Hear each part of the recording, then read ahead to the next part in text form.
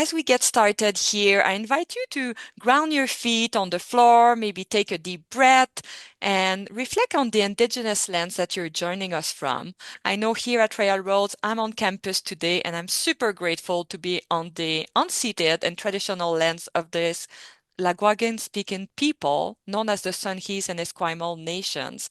And as you can read here, it's really with gratitude that we now learn, work, play, study here on those lands where Indigenous and non-Indigenous folks come together. If you know the lands you're joining us from, please put that in the chat. It's always so interesting to learn about it.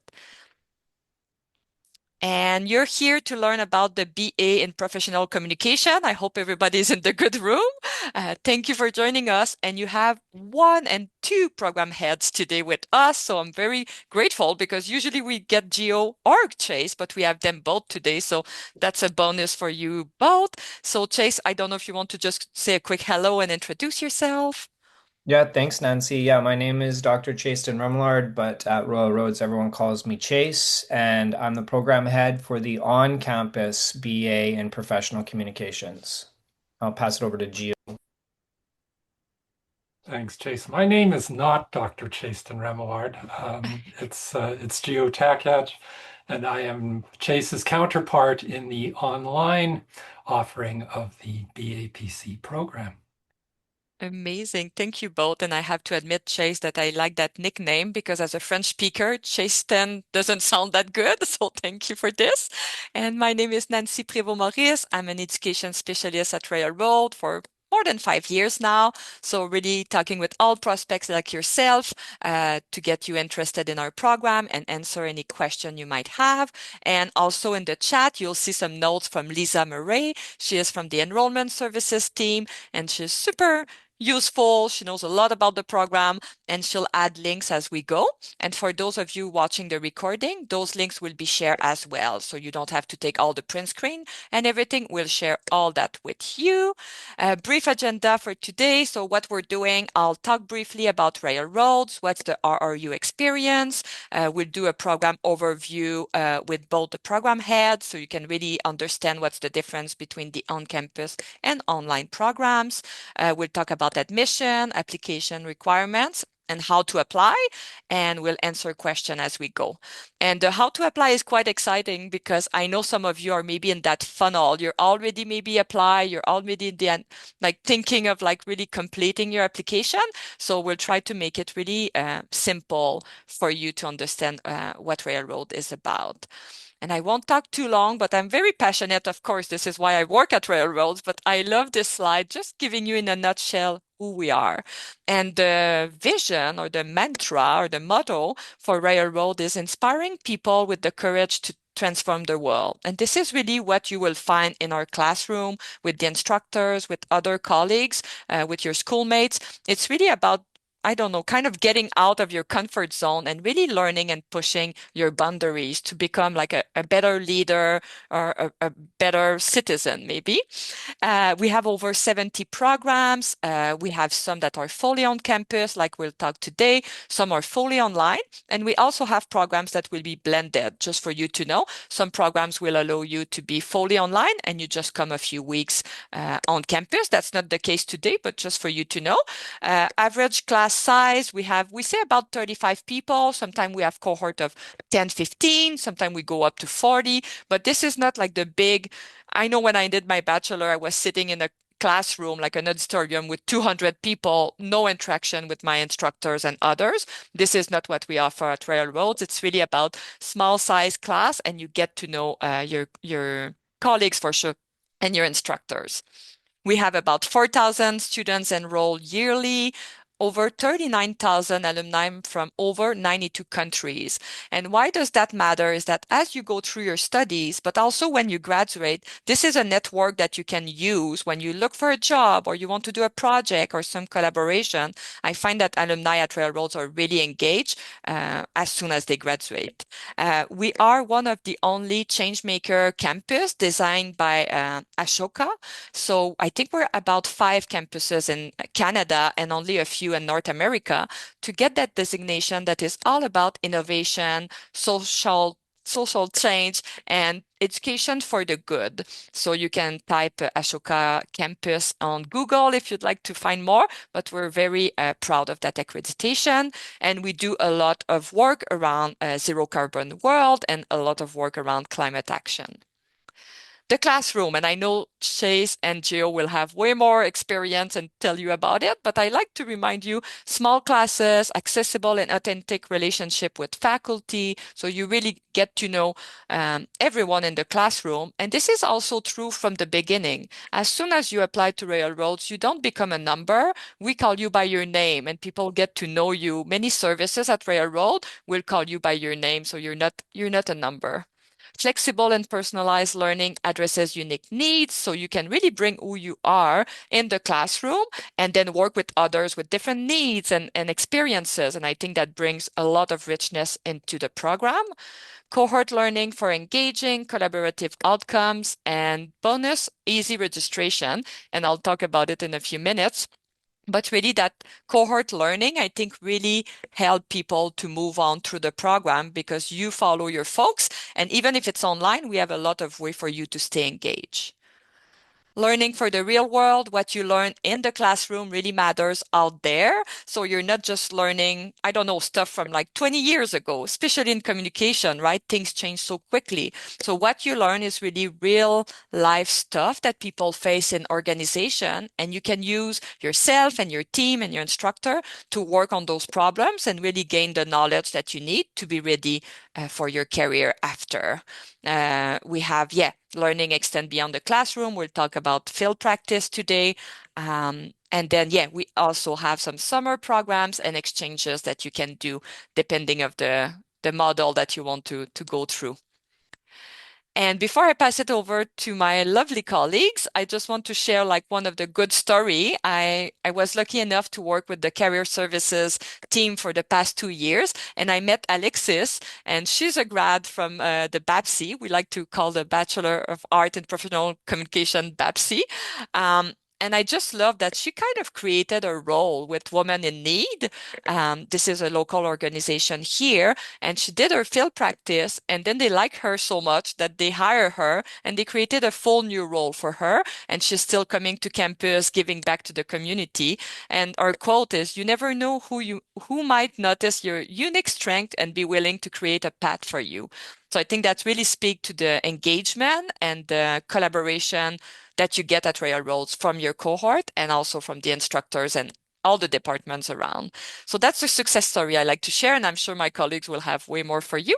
And I will stop talking and pass it over to, I think, you both. Yeah, I don't know who wants to go first. I'll go first, Gio. Is that okay with you? So yeah, I'm the program head for the on-campus delivery. So the on-campus is a what we call like an intensive program completion degree. So what that means is that both, as you'll see in that first point, if you take the online or the on-campus, you're going to be ending with a 4-year degree, but either in 12 or 24 months. So the on-campus is the 12-month version of that. And it's not a clever name. It describes exactly what it is. You come to Royal Roads and you're in class at Royal Roads from September. Let's say you started in 2026, you start in September 2026, and you go all the way through until August 2027. And at the end of August 2027, you have graduated with your basically 2 years in one. And how we do that is that we offer a kind of a model that allows it to be sustainable for you while you're doing this because we know that it's intense, but that it also makes sure that you graduate on time. And one of the things that we really take a lot of pride in, and Gio can speak to this as well, because I know it's the same for his cohorts, is that we have a very high completion rate. So what that means is that if we have 20 students start our program, we're very likely to have 20 students complete our program. That's not necessarily the case in a lot of other institutions, but that's the case in ours because we really provide, as Nancy was talking, we really provide a lot of care And I would say that that's probably and support. That's a really big differentiator of Royal Roads in general to other universities. It's not just as Nancy outlined, like I feel the same way. I was in undergraduate with, a lecture hall of 400 students. It's not just that you have a smaller class size because there are other institutions with smaller class sizes. It's that you have the cohort, you're with the same people, they're going through the same thing with you. That's the case for both online and on campus. And so you really are kind of all pulling together, like you're all on the same page, you're all in the same boat. And and that really makes a difference because there's a lot of support that comes from that. If you're having a rough time of it, somebody might step up and help you out, and vice versa.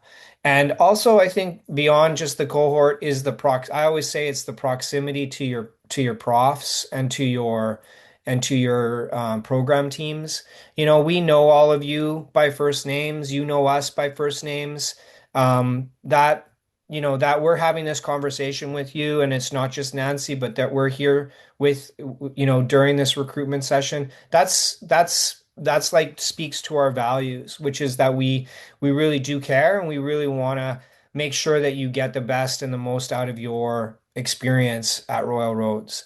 So it is kind of a little bit intense, like I won't lie. Both, the on campus, you are in class, doing 5 courses, and then you're doing that all the way through for a full year. And the way that we run it is that we usually have 1 to 2 classes per day, and then that allows us to have a day off, usually once a week, where you can have a part-time job, and that we set as we set that in advance before each term, based on availability or what have you. And then as we go through the term, we also, or through the program, like through the months, the year, we also try to continue that kind of flex day approach. So you're always being able to have a little bit of extra time to get a part-time job, which I know for a lot of students is important. Um, and so, yeah, those are the kind of exciting things, or like the sort of exciting things about being on campus without getting into the specific courses. We'll get into the courses in a second or two, but that's sort of an overview of how the on campus works. And it's usually about a 10-week term. So you sort of start, you do 10 weeks. We don't have exams, we don't have exam weeks. And so that takes, usually most universities will have exam weeks for 2 to 3 weeks at the end of each term. And we take those out. And so that gives you even a little bit more time to refresh between those shorter 10-week terms, right? So it's sort of a sprint for 10 weeks, no exams, get a little bit of a break, come back after the holidays, start again in January, and so on for kind of those 10-week sprints. So that's how the BA kind of rolls when you're on campus. And the other really cool thing about being on campus is we have this brand new gorgeous building that they just opened up. It's called the John Horgan campus, and it's right downtown Langford. Not that there's anything wrong with the Colwood campus. It is also gorgeous. And this actually, if you see behind me, that's AI's rendition of what the Italian garden looks like at Royal Roads, because there are some beautiful gardens there. But the great thing about the John Horgan building is that it's brand new. This is gorgeous facilities, and it's actually like right downtown Langford, which makes it super easy to get to as a student. There's lots of cafes and restaurants around there. You can go for a coffee and go for Thai food at the end of the day, right? So it's a nice space to be in. Not that the Colwood campus is so far away, but it's about a 5-minute bus ride from downtown Langford. And being in that Langford campus has been really really exciting for us, and for the BAs that started this year in September, they're really enjoying it. So that's a bit about the on campus, and I'll turn it over to Gio. Thanks, Chase. Just a few supplemental points with a note maybe on the online program. First of all, apropos class sizes, Chase talks about 400. I can't actually relate to that. There were only about 350 in my in the classes I took. But as an instructor, I would not particularly enjoy standing in front of hundreds of people. I mean, I've done it in another professional capacity, but as an instructor, you have no way of knowing whether people are engaged or not. Usually there are four or five at the front who might ask you questions in that kind of situation. But at Royal Roads, we rejoice in the fact that it's really a team learning environment. And as an instructor, I learn right along with my students, even though I've been teaching in post-secondary for about 25, well, exactly 25 years this year. I started out with a full head of darker hair, but that's another story. Another thing about Royal Roads is Lisa put up a link to our learning, teaching, and research model. If you're at all considering our university, heartily recommend you read that. There's kind of a Cole's Notes short version, and then there's the longer full version. It was actually a research study into what is the DNA, what are the values, what are the things that we aspire to and believe in and live by at Royal Roads University. Full disclosure, I was part of the committee what wrote it. So I'm particularly enthused about it, but really that's what brought me to Royal Roads is that the cohort-based learning model. I was part of a cohort-based master's program, and it kind of changed my life and my whole attitude towards learning for the better. And also that the research we do is applied research. We're one of only, I think, perhaps five six at the most provincially designated research universities. So we are supposed to do research. But what I love about Royal Roads research is that, yes, you have your theory, which is a way of looking at the world. That's what a theory is. But you apply it for a practical purpose to make something better, whether it's yourself, a relationship, a small group, an organization. A municipality, a country, a planet, whatever it is that you're doing. So it's that emphasis on how can you take these new ways of seeing the world and how can you apply them for a practical purpose in the real world to make something better. Um, it was mentioned that we're an Ashoka Changemaker University, so that social conscience is baked into how we teach and learn at Royal Roads University. And the last point I wanted to make is everything Chase so eloquently said about the program holds true to the online, with the difference that it's 2 years instead of one. 1 year I privately describe as the kamikaze approach to the BAPC. The 2 year is it's stretched out over double the time. However, that doesn't make it not intense. It just spreads it out a little bit more. And the difference I find among the cohorts between the on-campus and then the online is that the online demographic skews a little bit older. People who can't set aside a year and go whole hog and be done in a year. People who have maybe they're a little further along in their family lives or there are professions that they need more time to do that degree. So the average age I mean, the age range, there are people from every age and many demographics in there, but 30, 31 is not outrageous, I think, for a median for where the online students come. The way our classes work is they are held online, as you would guess. And the classes unfold through, there can be a weekly, what we call synchronous session where everybody meets at the same time.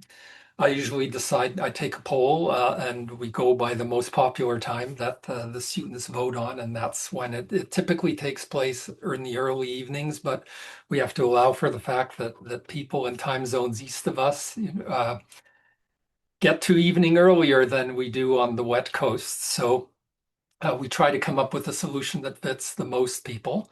There are also online discussion forums where your instructor will pose a question for discussion based on the week's readings and viewings and resource list. And then you just have this merry discussion. And that discussion in the discussion fora, they take place on what we call an asynchronous basis, meaning you can post whenever you want. You can post before work at noon hour, on a cheat break from work, just taking an afternoon off, you can post then in the evenings. You need to find the time and create a dedicated workspace for yourself to devote to your online learning. That's all you'll get some information on online learning at the very start of the program. So that's some broad information about adding to Chase's notes on the university as a whole, with a couple of specific notes on the online program. So I guess we can move to chatting about the courses, I guess. Totally. Yeah. Maybe you'll have a few minutes to tell us about that virtual residency. But I think what you just mentioned, Gio, make me think as well. Like Railroad has always done online. I think we started in 1995 with online offerings. So for the folks in the room, it's not something we pivoted like 2 years ago or 5 years ago, like other institutions. That's kind of at the core of how we were built in 1995. So that makes, I think, the online teaching really appealing.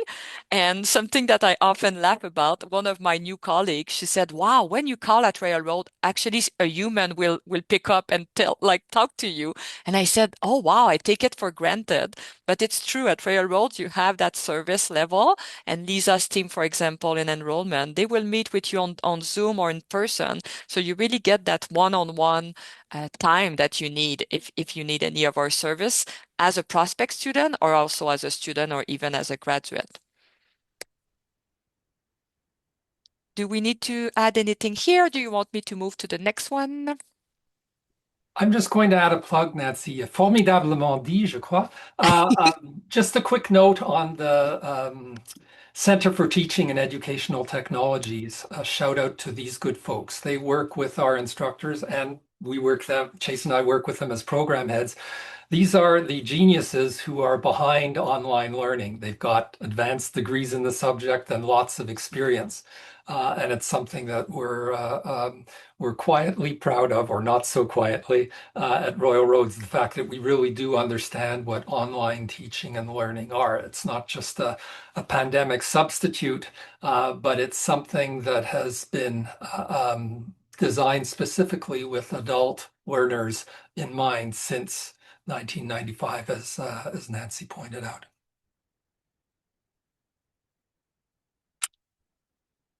I'm finished.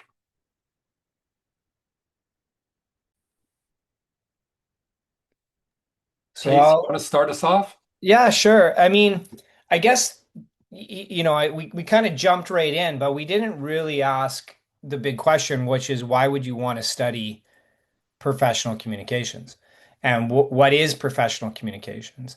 And I think it speaks actually to this course that we offer in the foundations. It's called Foundations of Professional Communications. It's one of the first courses that you take, and I call it the sort of the grumpy aunt or the grumpy uncle course because I took my master's and then I took my PhD in communications, and inevitably, whenever I was studying, and even now when I say that I teach communications or I'm a prof in communications, the response is, well, what is that actually? Like, what do you actually teach?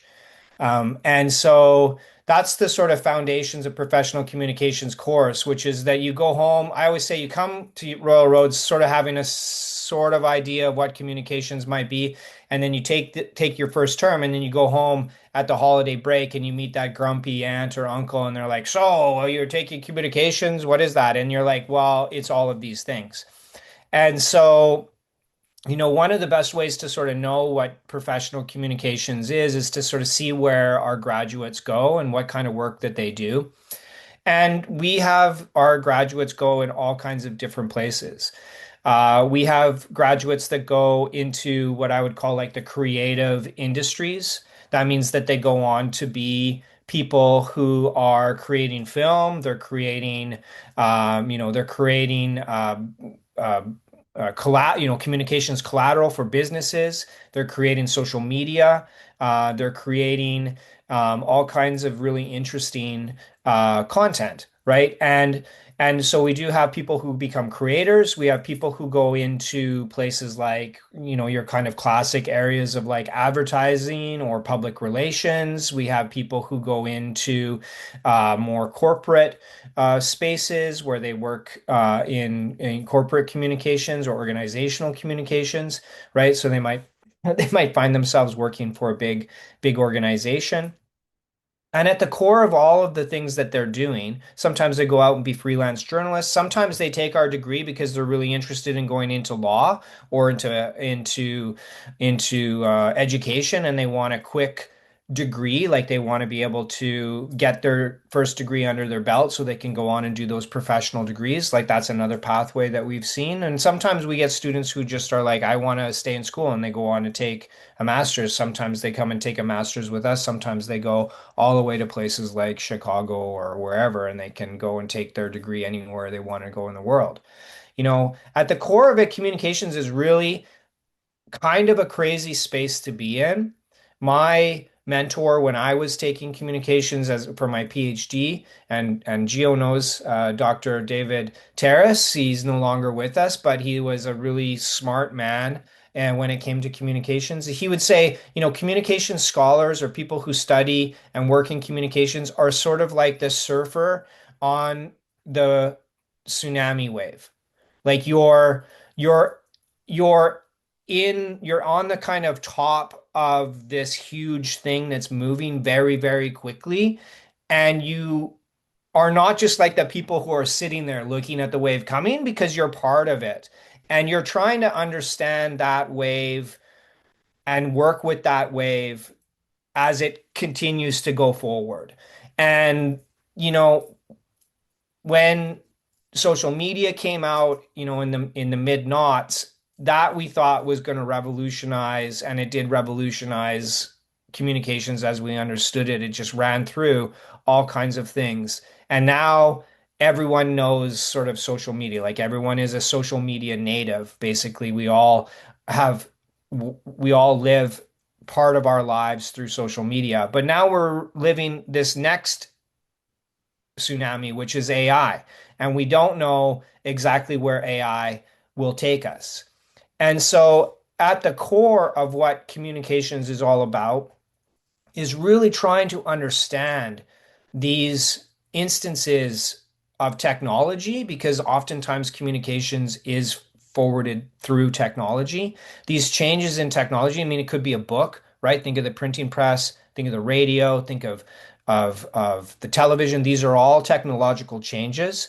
And to think through how those technological changes impact impact your professional and personal ways of interacting with the world, right? And for a professional communicator, what that means is that you're always positioning yourself between the the communications channels and all those things that are going on outside and the organizational goals. Like your job is to achieve those organizational goals as a professional communicator by understanding the tools, understanding the ways in which you can leverage AI or social media or print or whatever it is, whatever channel it is, so that you can achieve those organizational goals. And so this program transforms you from being someone who's just executing those orders, executing those creative requests, to somebody who's really positioned, like I said, kind of a little bit higher, looking strategically at where the pieces should fit, knowing how to use the pieces, but also knowing how those pieces fit into a higher level of strategy.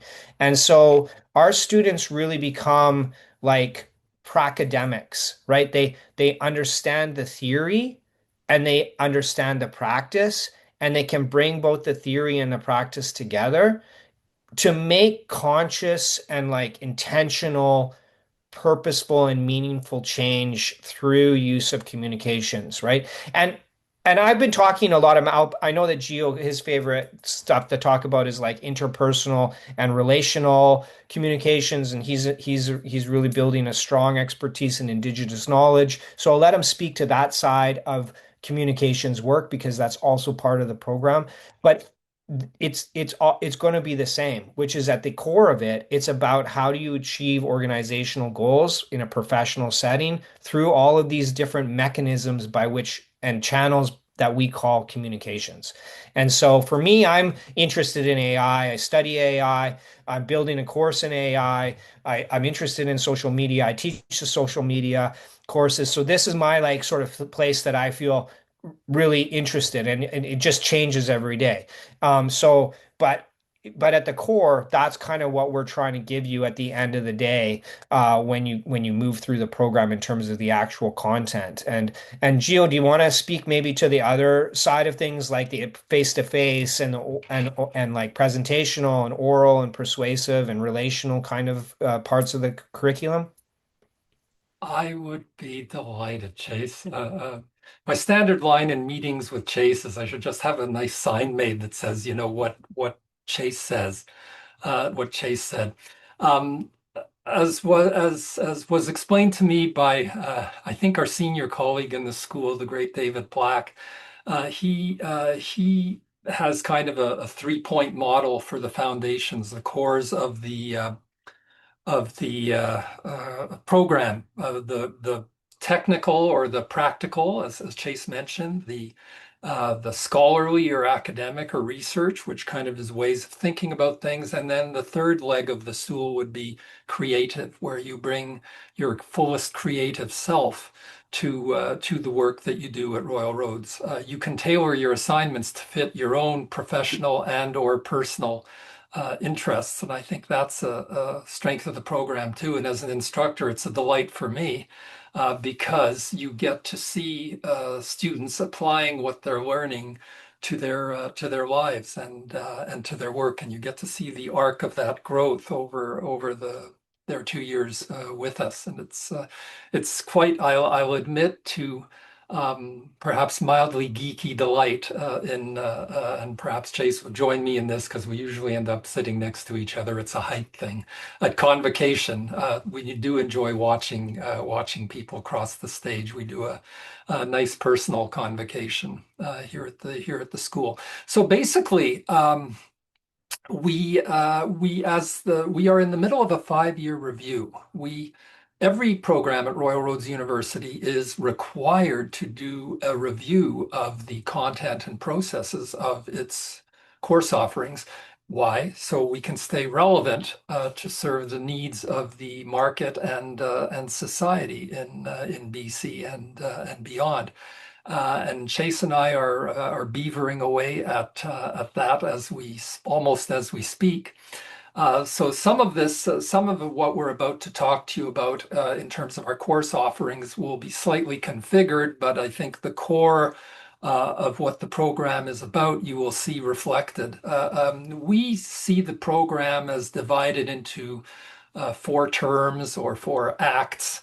In lighter moments, we may refer to them as adventures or episodes, but really 4 quadrants that run consecutively in both programs, more or less consistently. Thank you. We do have a list of our courses that Chase has just put in the chat box. Starting with that foundation course, I'll speak to the relational aspect of communication when we get to that particular quadrant. Theory, these are all self-explanatory foundational courses that will give you the building blocks you need to scaffold you for success in the next 3 quadrants. So let's go to the next one. Yeah, we then move into platforms. Chase has mentioned actually, Chase, I'll let you take part 2 because I think you asked me to speak to part 3. Yeah, so I think, I was just sort of speaking in generally about why to study communications in that first term which you would do in September with us on campus, but you do sort of similar sort of timing for the online. You kind of go through those courses first. Everyone comes in from all kinds of disciplines. So we might have people from technical schools and art schools, film school, whatever. That first term, like I said, is sort of the grumpy aunt and uncle. You leave that first term and you all kind of have a sense of what it means to do communications and why it's important. And then you go to the second term, which we kind of I like the idea of calling them adventures, but sort of you go to the second adventure, right, which or the second term, which is platforms. And then we really start to think about like what does it mean to communicate on different through different technologies? What's the difference between tailoring a persuasive YouTube video compared to like a business pitch, right? Like what does the medium do to the message, right? Like how does it change the message? And so we talk about digital communications. We talk about the history of communications, different types of technologies that go through. We talk about multimodal or multimedia storytelling, right? So how do you pull in all the avenues of voice and music and sound and images to put something compelling together? So that could be video, it could be Instagram Reels, right? It could be a carousel, however you want to kind of, right? How do you make that sticky content if you're in social media? Like how do you create that platform specific targeted media, right? And then we also talk about, because it is about strategy, we also talk about creating that communication plan. So we have a whole course on planning and setting things up, doing research, evaluating, right? Because at the end of the day, you're not just creating this for yourself, you're creating it to measure, we could throw a bunch of things around like KPIs and ROIs and all this kind of stuff, right? But you are within a professional setting. So you're being held at some point to say, okay, well, how are you evaluating what this is doing? And at the same time as you're doing all of that, you're basing it in, maybe theory that goes all the way back in the case of like the course in public persuasion goes all the way back to Aristotle, right? Where, these, Greeks are talking about like what makes a compelling argument. Like it's not how do you convince people, political persuasion? How do you convince people to vote for you? How do you convince people that your ideas are right and wrong? So in that second term, in these platforms term, we're really talking about the way that you can use each of those different channels, those different platforms for different purposes, for different audiences. And then that takes us to the next um, area, which Geo likes to speak to because it's about the contexts, right? Where does that message land? You create it, but then it goes out and it lands somewhere. What does that mean when it lands in a different context? Right. Thanks, Chase. And understanding the context that it's coming from too, right? And the context you're delivering to. And just to answer Chase's question earlier, in terms of what our approach at Royal Roads is, 102 years ago, two gentlemen called Ogden and Richards formulated a definition of communication that held sway for a long time. They said that the purpose of communication fundamentally was to replicate intentions. So Chase and I, in this model, would be looking to replicate what it is we are trying to say in your minds. And certainly that's how I went to school at the beginning. Certainly, the kind of teachers would say, "Well, young man, if I want your opinion, I'll give it to you." That's that sort of approach. And we've moved past Ogden and Richards, past even Jagger and Richards to eminent British scholars from the 1960s, although I think they may still be breathing, if barely. Now we're looking at, and at Royal Roads in particular, we see communication as making meaning together. As the $10 term for this is constructive or constructivist learning, where the theory is that you learn more, stronger, longer, faster, all the Olympic stuff, if you do it together rather than isolated piecemeal. And that's really a core premise of this third adventure or third act or term that we have. What is the context in which meaning is made? Global communication looks at your role as a communicator in the global universe and marketplace. We have a special topics course that rotates different topics at different times. In Chase's on-campus program, data analytics has been a feature for a number of years. We've had that in the online as well. We've had memory studies taught by one of our colleagues, Jeff Bird. The rest of these, I'll speak to the last two specifically. The strategic internal and external is kind of org-com concept, exploring concepts that you would find in an organizational communication course. But Chase and I kind of position it a little more broadly and strategically while certainly embracing the organization as an important context in which communication takes place. The last two I had a hand in developing and teaching the first run of the courses. And communication in Indigenous context was developed and taught in tandem with our Director of Indigenous Education, a beautiful gentleman called Russell Johnston. And I'm really excited that we're going to have one of our emerging Indigenous scholars take over the course probably by the time you would get to it, if not earlier. And these really get to the importance of understanding that as a communicator, you are part of an ecology and maybe many different ecologies and many different ways of making meaning. And that idea of indigenization, integrating, weaving in Indigenous approaches into our programs and our courses is definitely on at the BAPC. Just actually this week, I'm concluding a study that took me 4 years, 4 years, 5 years, but who's counting, to look at ways in which we can bring Indigenous approaches into our content, into our courses, not only in terms of the content, here's some Indigenous history. It's based on the idea that we don't study.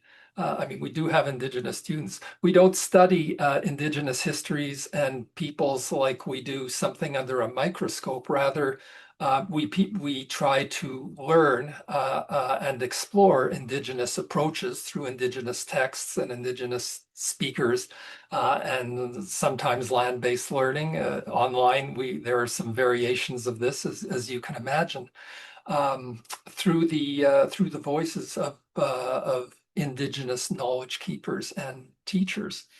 There's the content, but there's also the approach, the way we teach. I myself happen to think we have a lot to learn from Indigenous approaches that tend to be there's not one pan-Indigenous approach, but there are some common characteristics that we can pull out.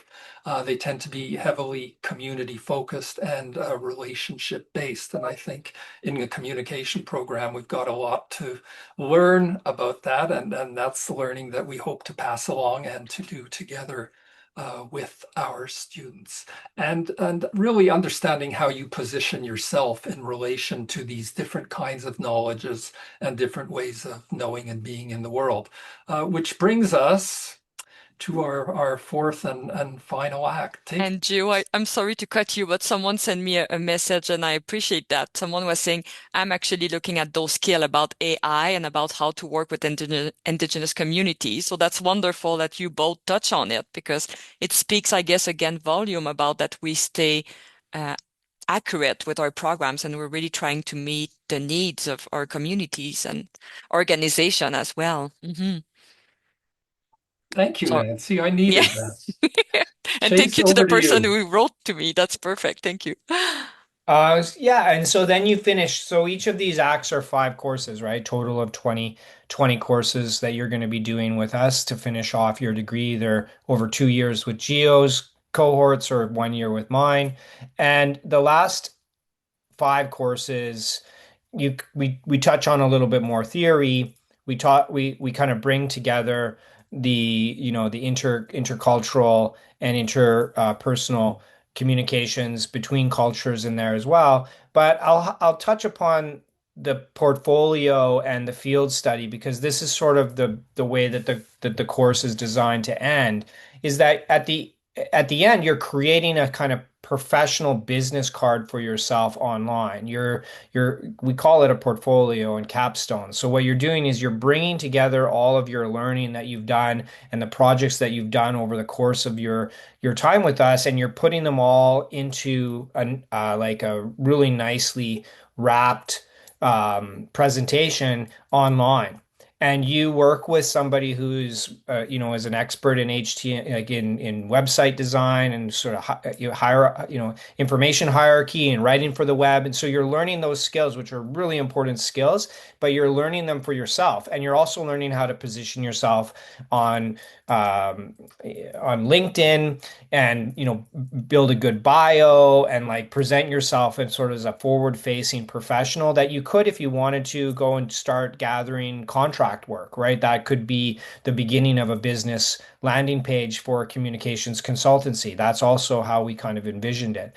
And then the other part that you're doing at the same time as you're doing that, where you're really kind of professionalizing yourself and getting yourself ready to launch, Nancy mentioned it, you have 75 hours, which we call a field study. And in those 75 hours, you're joining an organization of your choice. But we also have along like you probably don't, we're too old to know what a Rolodex is, but like, you have like this, all of these business cards in this big Rolodex, right? And we have one of those of all these people who have worked with our students in the past and who are like, hey, we want your students back. Like that's the one thing that we get from our field study hosts, is that they want more. They're like, that wasn't enough. We want more. Sometimes that means that they make a permanent job for you, like with Alexis, right? And sometimes it might be that they kind of wait and put stuff on the back burner, and then when they come around to that field study, they look for us to give them or have another host, another student. And they're all over they could be working for the Victoria Film Festival, could be working for a restaurant, it could be working for a big company, it could be working for a ski hill, it could be working for like it doesn't they you can go wherever you want, and you can, if you want, use our contacts to work with the folks that have worked with our students before. But for example, couple of them that stick out to in my mind is that recently one of our grads from the MA program um, started his own video biography company.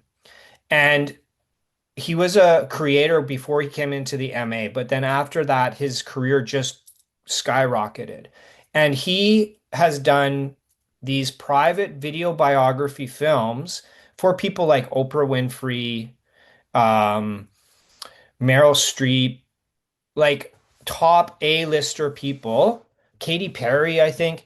Um, and so he came back and he was like, I love Royal Roads. I love like helping people up. And I want to be part of the field study. And so we had a student work with him on creating these like bios. And what a great opportunity. And so that's also like there's sort of opportunities like that. So you get an opportunity like Alexis is where you are working for a local charitable organization and doing like really important work and communications work for them. But you also, maybe if that's the kind of place that you want to go, you might also be working with a person who's got a client like Oprah Winfrey, and you're helping cut their personal bio. Like, so it's it's it's just up to you. Like, it's kind of choose your own adventure when you get to this last part of the program, and we're really there to help you. It's really interesting how much easier it is to secure something when you go to an employer and you're like, I will do 75 hours of free labor for you, and the university and Royal Roads is sponsoring me to do it. They're like, okay, we'll find something for you. That's a door opener it's an opportunity for you, and it's different than a co-op because it's much more focused and specific in terms of what you're getting. That's why we call it a field study. So yeah, I don't know, Gio, if you wanted to add something. I know that we're running a little bit short on time, but yeah, those are the things that I like to share about for the final term.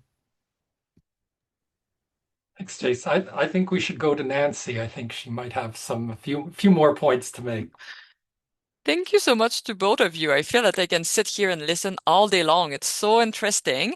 And I invite everybody to type any questions you might have. I don't know where you are in your journey to. Are you more interested in the on campus, the online? So feel free to use the chat as I wrap up the session with a few information about how to apply. And this is why we do those online info session, right? Is to get you excited, to walk with you all the steps you need to do to apply to railroads, and I'll have all the upcoming dates on a slide in a few seconds. But just so you know, we keep talking about being flexible at railroads, and what I love about it is that it starts with our admission process. So many of our folks will come to kind of the traditional way, the standard way here, about completion of a diploma, 60 credits. So that's a little bit what we talk about. You have your diploma, your year 1 and 2, and then you transfer with us for year 3 and 4. So I have a slide about transfer agreement, but this is kind of the general traditional way to come to railroads. But in your cohort, in every cohort, we have a mix of standard admission and flexible admission. So if you're listening and you're like, oh, I don't have that diploma, or I don't have that minimum of 24 second year credits, or maybe my GPA is not that good because something happened when I was at school, then flexible admission will allow you to still join railroads, because when you do flexible admission, you will submit a few more documents to explain who you are. And with flexible admission, we ask for a minimum of 5 years of relevant work experience. And as you can read here, sufficient knowledge, skills, abilities, and it's assessed by a case-by-case basis. And the fun thing at railroads too is that you don't need to wait for the deadline application. You can already apply today for any upcoming dates, and the admission advisor will look at your file, look at your application, and give you an answer within a few weeks. So that's pretty cool, and that's fun. That if you're at the college level right now, you can already pre-plan. Okay, I want to go to railroad in September, or maybe that will be the next September. Or if you're a working professional and you want to jump in the spring, it's both is available for you.